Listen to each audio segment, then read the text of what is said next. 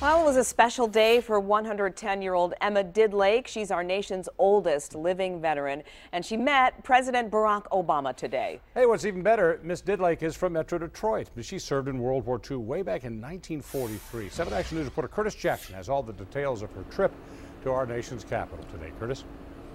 Well, Stephen and Glenda, Honor Flight carries veterans of World War II and the Korean War to Washington to celebrate their service.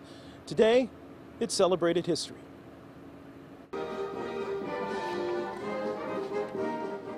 Emma Didlake, affectionately known as Big Mama, arrives to a hero's welcome befitting the nation's oldest living veteran.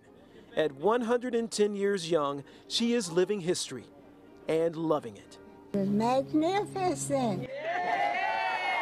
The highlight of Big Mama's magnificent day was meeting the president in the Oval Office. It was a moment that almost left her speechless. He opened the door, and so I'm like, hi. And she was like, this open mouth. And he said, well, come on in. And we went in the Oval Office. And so it was just beautiful. You know, only thing I could think of was scandal. You know, all I was thinking about was scandal. There was no White House drama, but there was a little comedy after the president asked when Big Mama first came to Detroit.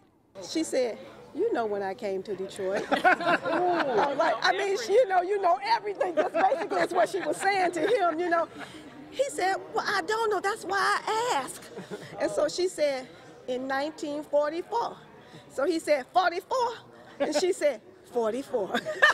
The 44th president praised Emma Didlake for her service in the Women's Army Auxiliary Corps during World War II. Back then, the Army and the nation were segregated.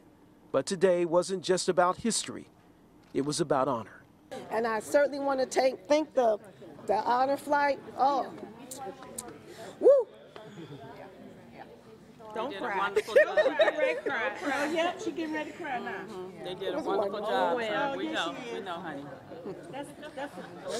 Don't cry. It was Yeah. cool. I'm so glad that it happened and that you all are here for me.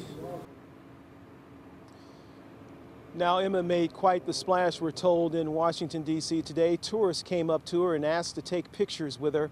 At 110 years young, she now has another story to tell her grandchildren, her great-grandchildren, and her great-grandchildren about. We're live in Oakland County tonight. Curtis Jackson, 7 Action News. A good story, Curtis. Thank you so much for that.